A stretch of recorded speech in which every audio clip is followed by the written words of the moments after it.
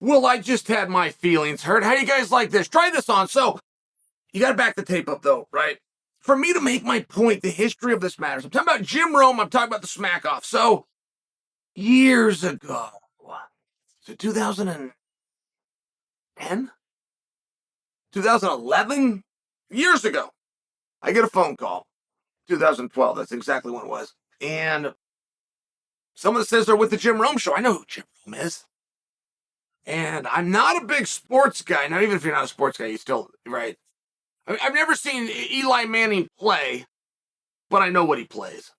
It's one of these things that, but that's not why I knew Rome. My father, rest his soul, was a horseman.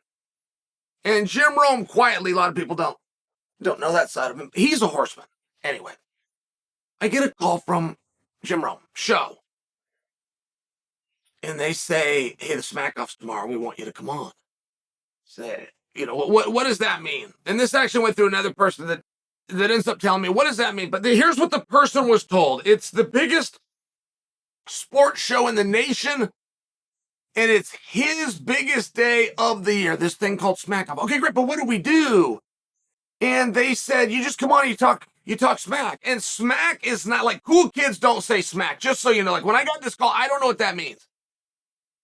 My assumption still to this day is that some kind of weird scumbag California thing. And California has a lot of weird scumbags that have a lot of their own thing. We don't call it smack here in Oregon. Just so you know. You might call it trash talk. That would be a little bit of an extent. You might not try to get a cute phrase and say the person was talking bad about you, right? You might just say it for normal what it is. I don't know what smack is. And that's important. I'm going back to 2012. Say, okay, how long do we go? 2 to 3 minutes. This is what we're told. Now, I don't know if a single one of those details is accurate. I mean, like, if I was calling somebody to have them and they got one day and I got to get a commitment and I got a show and I'm lining this thing out, and there must have been someone to fall through for this to come in the first place. But if I'm doing that, I don't know that one piece of that information is what I would have told them. First off, what is smack? This is a smack, right? So you got smack. The whole thing's weird. 2 to 3 minutes is patently false. And it's even bad advice. If you went 2 to 3 minutes and you were to juxtapose that against some of the winning calls, I mean, I call in and do it. I call in and do it, and there was something that's overly difficult for me because I don't follow sport. So there was something that had gone wrong. I don't follow sport, but I do follow TMZ. Is that fair? Does that make sense? There was something that had just come out. It wasn't like the day before, but it was within a couple of weeks.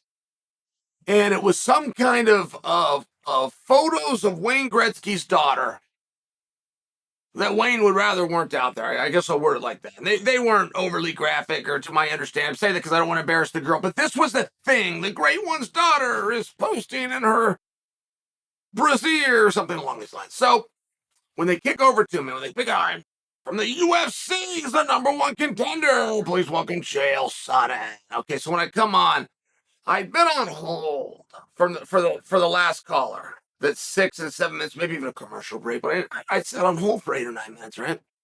Relevant to the story. 2012. Okay, I know I get terrible information for what this is, and something called smack, which this is a smack. And secondly, I have to hold for less than 10 minutes. But my opening line, because of the hold, this never would have happened had it not been put on hold. The opening line, because of the hold, when they throw to me, I open with how dull that was sitting on hold, and my time could have been better spent looking at risque photos of Wayne Gretzky's daughter on the internet. That's it. You guys probably thinking that's not that hot of a line. I agree. But maybe there's something I don't know about sport. Maybe she wasn't just in her brassiere. I mean, maybe there was something more, because that's what won it right there. We were done. As soon as that came out of my mouth, we were done. And I was told that later. I was told that later by the producers. Hey, that was it. You were done. Whether that was going to be the call of the day or the not, you had the line of the day. Okay, fair enough. But I bring that to because now we fast forward to now. And I won it that year. It's very important. I should add that detail. Every detail I've given you, even if you think that they don't matter, they're all important. Okay, we got 2012. We got something called the smack up. I got terrible information as far as a description of what this was. I call in on a whim. I win the whole thing, which was serendipitous because the line that won it was predicated on sitting on hold for less than 10 minutes. But I still won it. And I got very competitive with it. I really enjoyed the smack off, and I enjoyed the competitive side. There's a real psychology to it. Even though I hit one out of the park that day because of whatever this topic was, there's more to it. And that's not the way that you go in and win one of these if you're doing it by the book, right? If you're teaching a course on this, you need to be ready, you need to be prepared. So I get ready and I prepare, and I win it again. And in fairness, I don't believe it was back-to-back.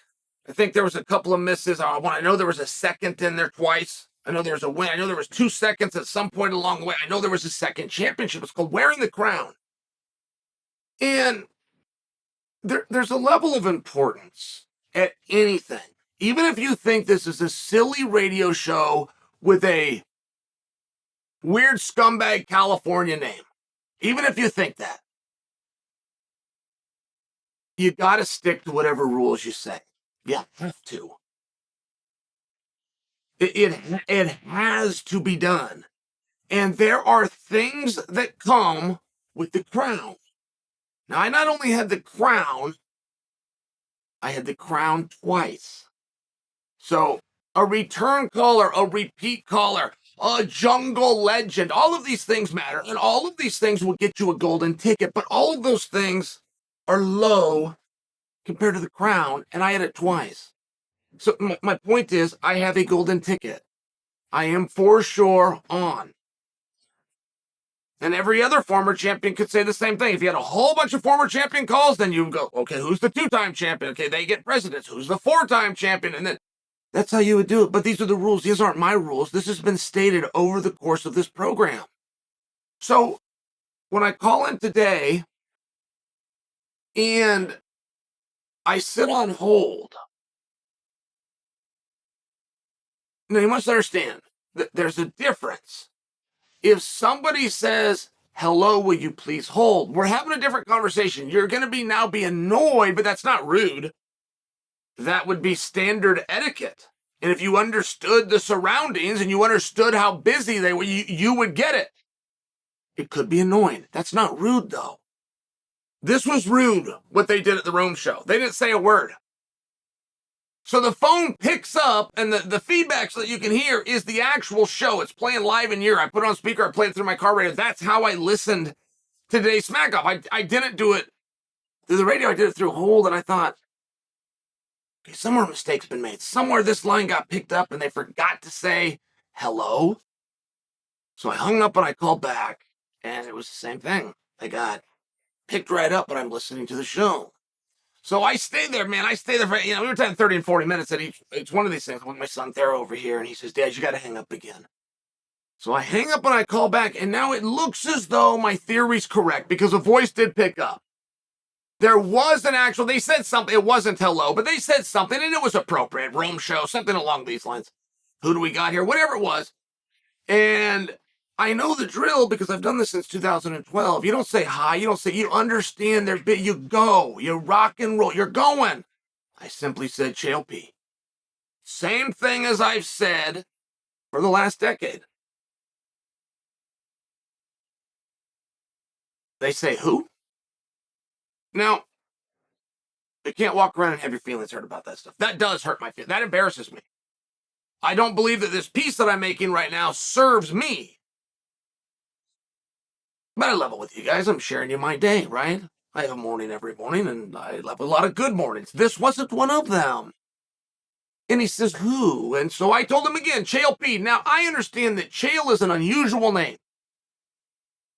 And I understand, if you got personnel and you got the door going fast. I mean, I get these things. Like, there's no hard feelings about it. It would just seem as though for a level of preparation, if in fact we are going to adhere to the rules that we've said, which is former champions get precedence. I'm a former champion times 2. It would seem, if we're actually planning to hold any integrity to that claim, that the person in charge of picking up the phone, be aware of who the former champions are, right? There's not a million shows here, guys. I'm not asking you to give me a general's name on the battlefield from the Civil War. I'm not doing anything like that.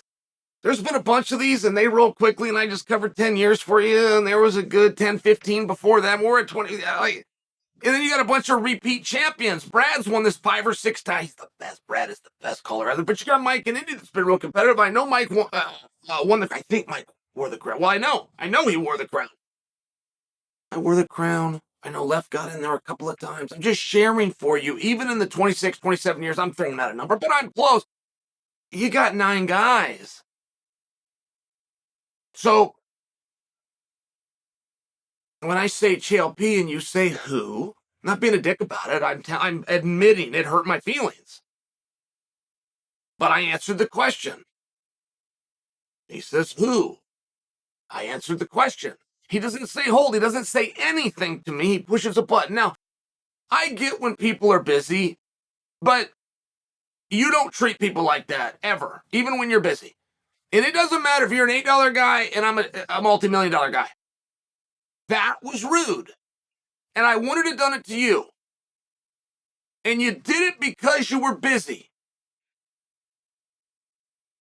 I've had a number of companies that I made a lot of money for that do things like that to me because they're busy. And I tell them, I want to help you with that problem. One of the reasons you're busy is because I give you so much business. I'm going to fix that right now. Right now. We were going to fix that so that you don't have to run into this position again. We got a guy over there that's busy running a smack off because it's popular, because you have people with stardom that are calling in to do it for free while you monetize it. Don't tell me you're busy. Don't tell me you don't know my name. And don't put me on hold for 3 hours. Now again, I'm not putting Rome down here, am I, guys? I'm making myself look, right? I know that I am.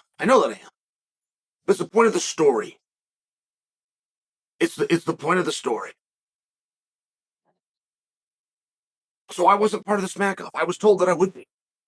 I was told that I could be. I was told I had the right to be. If it was only former champions before me and we ran out of time, we're not having this talk.